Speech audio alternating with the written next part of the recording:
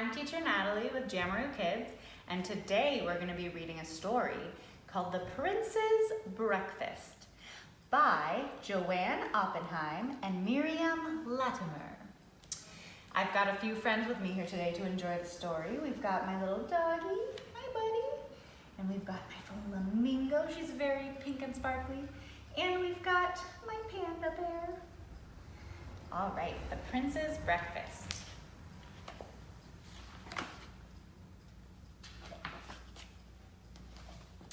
In a faraway kingdom a long time ago, when breakfast was served, the prince shouted, "No." He turned up his nose at omelets with cheese. He pooh-poohed the porridge, though his mother said, "Please."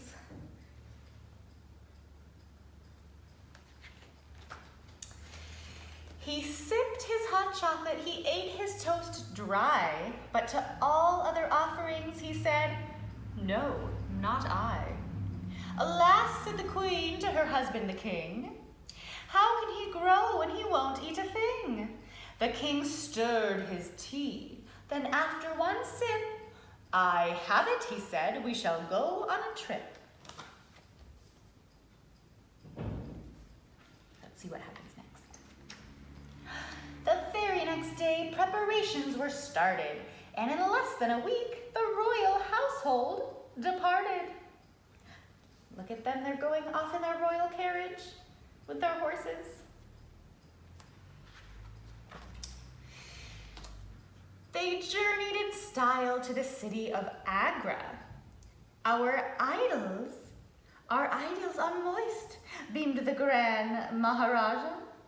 His chef steamed the rice cakes with chutney on top. The king started eating and just couldn't stop. "So good," he declared. "Have a taste, boy, just try." But the prince shook his head and said, "No, not I."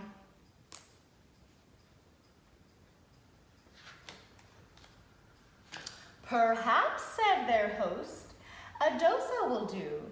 We can fill it with dal or potatoes for you." The queen took one forkful, the king sampled two. "Delicious," they said. "Just try a few. The spices are perfect. Come, don't be shy." But the prince shook his head and said, "No, not I." Let me show you that picture before we turn the page. So the king declared, "To the west we shall go." He rolled out a map and announced, "Mexico."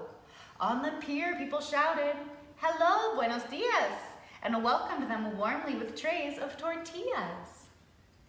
"Fried eggs, avocados, salsa, and cheese? Por favor," said the king. "I'll have more if you please." "Muy bien," said the queen. "Why don't you try?" But the prince shook his head and said, "No, not I."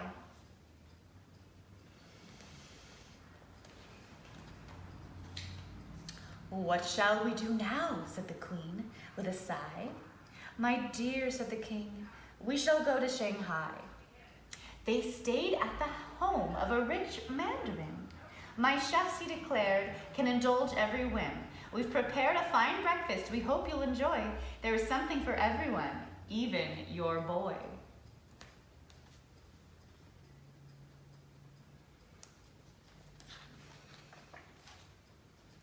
"Does the prince care for congee? Here, try a pot. With our very best pickles." The king ate a whole lot. "This 1,000-year egg will make the prince strong. It will bring him good fortune and help him live long." "Yes, indeed," said the king. "Come now, have a try." But the prince shook his head and said, "No, not I."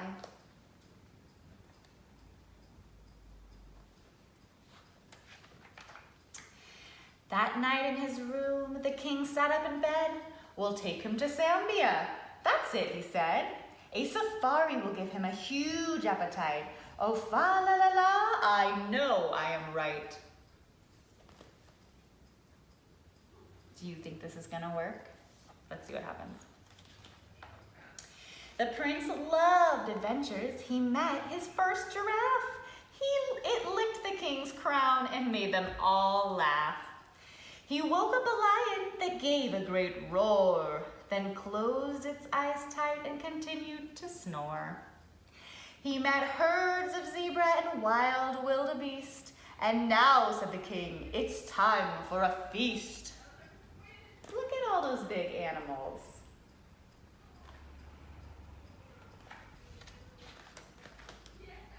Their breakfast was served on beautiful leaves with freshly fried plantain and fruit from the trees. At the sight of fresh fruit, the prince sealed his lips tight. The king was dismayed. He said, "This is not right."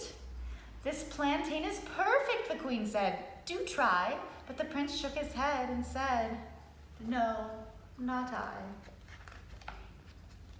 Look at all that delicious food. The queen was distraught. "Let's go home," she sighed. "Our boy is still picky, whatever we try." Just as she said this, a bright-eyed old man said, "Perhaps I can help. I believe that I can." When he pulled a red bottle from deep in his case, winked at the prince and said, "Fancy a taste?" Can you tell what the old man is holding in his hand?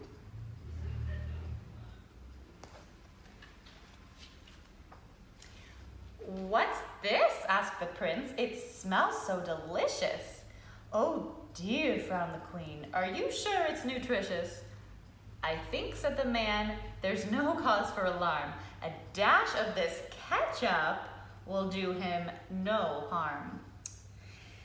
"I eat it with everything from rhubarb to rice." "Mmm," said the prince, "it tastes really nice." Looks like he really liked that ketchup.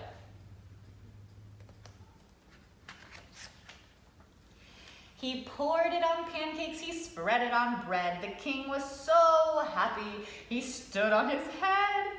The queen gave a twirl and a trill of delight. Their banquet continued all day and all night. Look at all those animals eating with them.